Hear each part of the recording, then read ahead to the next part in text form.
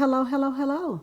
It's that time again. Time to travel through the Word. Now, you're going to get 2 in a row because you know what I was doing last week on Sunday? Now, I did study during the week. I admit that. I studied, wrote my notes, and did all that. But then on the 4th of July, I was at my brother's house with family and friends and sliding on the water slide and playing kickball and cornhole and life-size Jenga and eating good food. So I hope you were doing the same.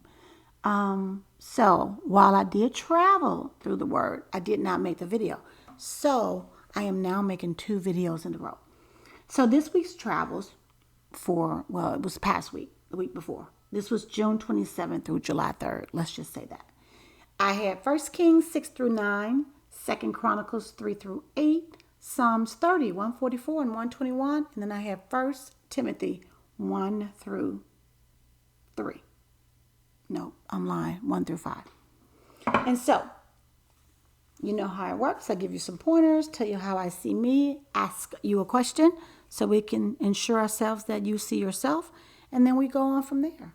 So let's start with 1 Kings. Chapter 6, we're still talking about Solomon building this temple, okay? And they talk more about it. They talk about the size wasn't huge, but the appearance, the outward appearance was beyond stunning, okay? But God wanted to remind them it was more about the heart of the people than the temple. That's where they always fell apart, right there, okay? And they give you lots of specs on the inner sanctuary. Chapter 7, they talk about Solomon's palace. Solomon's palace was complex. Do you know it took him twice as long to build his own palace as it did to build the temple? That's interesting, right? Think about that for a second. Solomon had bronze pillars and talks about the basin and bronze water carts and bronze basins and other utensils and works and gold furnishings, all that. Lots and lots about his own complex in chapter 7. And then we get to chapter 8 and there's Solomon's dedication of the temple. Now, they did transport and install the Ark of the Covenant. And guess what? They did it right this time. Nobody had to die because they were carrying it wrong. But again, the primary concern is to do what? Obey. Obey God, not just do the church stuff, okay? In chapter 8, you can find Solomon's prayers. And this is known as one of the greatest affirmations of the person and the work of God. So if you want to see someone affirm the person of God and the work of God, Solomon did a great job in chapter 8. And then you also have his blessing. Chapter 9, you get the Lord's response. Okay, God speaks to Solomon in a dream. And then, he's grateful for what Solomon did. But guess what he does? Remind Solomon that Israel is going to return to their idolatry, because that's what they do. They live in a cycle. They do great, and then they return to their mess. Okay? And then it talks about what Solomon did. He gave King Hiram these 20 towns. Solomon was not right the way he handled that. They were not 20 great towns, especially after all that Hiram had done for him. It talks about Solomon's forced labor and his other activities.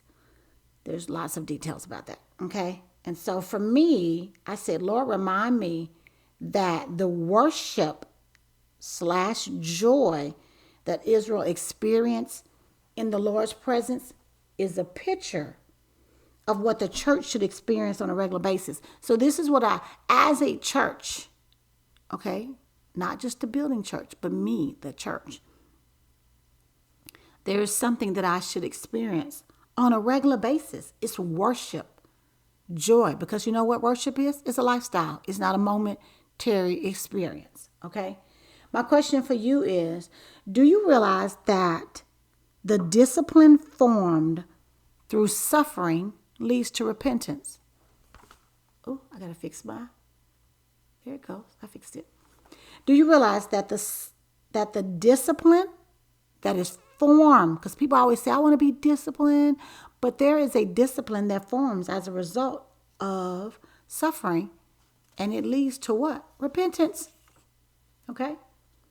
And then we get to Second Chronicles 3-8.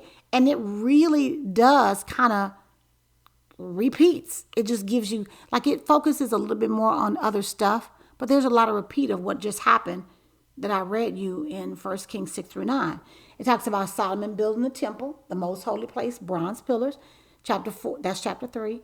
Chapter 4 talks about the altar, the reservoir, the basins, the lampstand, the tables, the courts, completion of the bronze furnishing and gold furnishing. Like, it just gives you more details. Chapter 5 talks about preparation for the temple dedication. Chapter 6, Solomon's dedication of the temple and his prayer. Chapter 7, the dedication ceremonies and the Lord's response. Chapter 8, Solomon's later projects. Okay, his public worship established at the temple and Solomon's fleet. Now, I said, Lord, remind me that prayer enacts your hand in history like nothing else. So if you want to move the hand of God like nobody's business, you should pray. Okay? Because prayer is humanity's relational communication with God. That's what it is. My question for you is, do you care more about what's happening in the White House or the Supreme Court than what's happening in God's home, which is the church? Now remember, there is a church building and there is a church called you. You could pick either one. You could pick both. But just reflect on making sure that you care more about that, those two that I just named, those two forms of the church, than you do what's happening in the White House or the Supreme Court. And then we get to Psalms. Psalms 30 is joy in the morning. Sing to the Lord, you his faithfulness, and praise his holy name. For his anger lasts only a moment, but his favor a lifetime. Weeping may stay overnight, but guess what? Joy comes in the morning.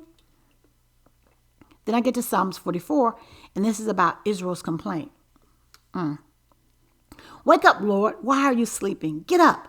Don't reject us forever. Why do you hide and forget our affliction and oppression?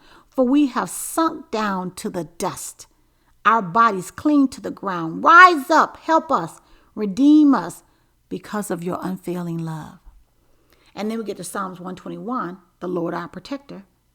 I lift my eyes toward the mountains where my help comes from. My help comes from the Lord, the maker of heaven and earth. The Lord will protect you from all harm. He will protect your life. The Lord will protect your coming and your going, both now and forever. And then we get to our New Testament, which is 1 Timothy 1-3, and then I'll go to 4 and 5. Okay, 1 Timothy 1-3. This is Paul writing to his spiritual son, Timothy. He talks to him about false doctrine and misuse of the law. Okay? The goal of biblical instruction is love for God and love for the neighbor. You can base the whole goal of all instruction of the Bible. Love God, love your neighbor. Okay, you can boil it all down to that. Now, let me tell you this, because this was important to me. Without love, teaching never reaches its goal. That made me say on so many levels. As a public educator, as a spiritual educator, whoo.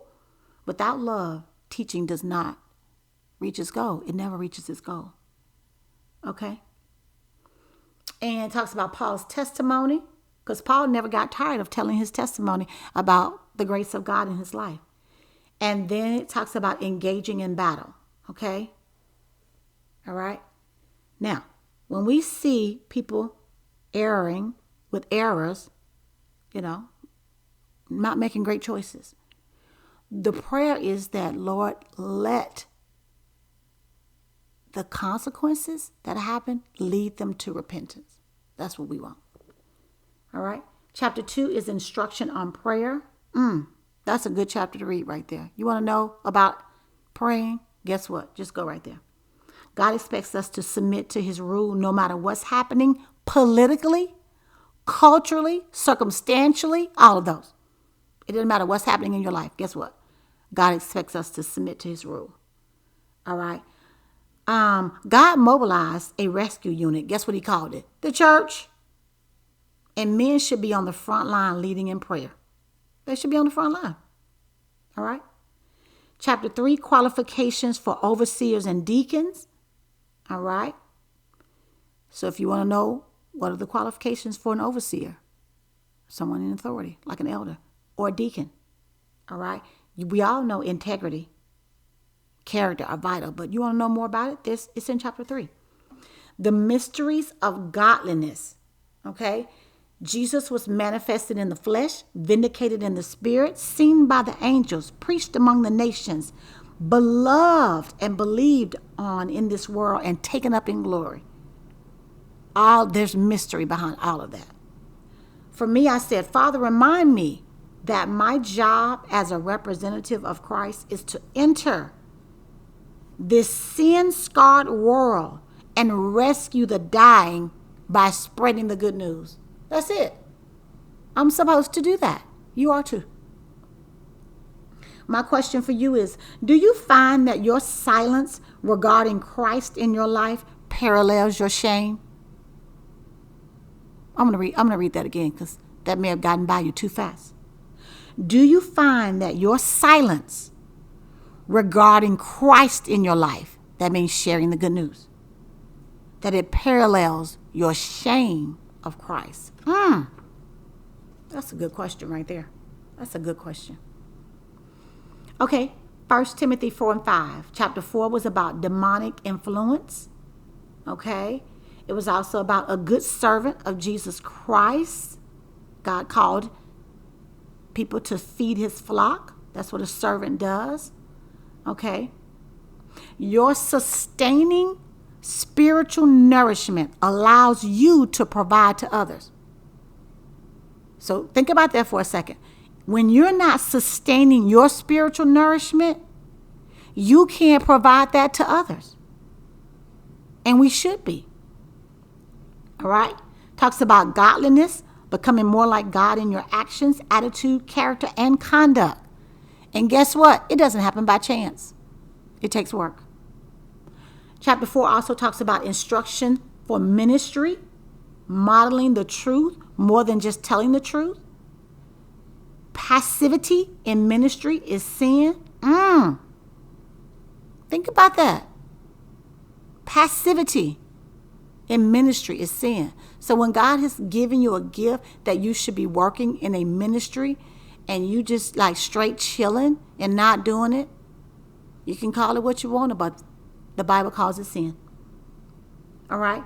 And don't neglect the development and the use and the growth of your spiritual gifts. Don't neglect that part. Chapter 5 talks about the support of widows, because guess who is a champion of widows? God. He is a champion of widows. And it also talks about honoring the elders. All right? So I said, Lord, remind me that my spiritual gift is more. Let me see, what did I write? Oh, I got it. Remind me that my spiritual gift is much more about others than myself or safekeeping. See, I need to remind myself of that. The spiritual gifts that I have are much more about others than about myself or my safekeeping. Okay? I'm not to bury my gifts. That's why I'm, guess what? Talking to you on this YouTube channel right now. Reminding myself that my gifts are not just for me, but for others. And my question for you is, did you realize that passivity in ministry is sin? Maybe you didn't. But guess what?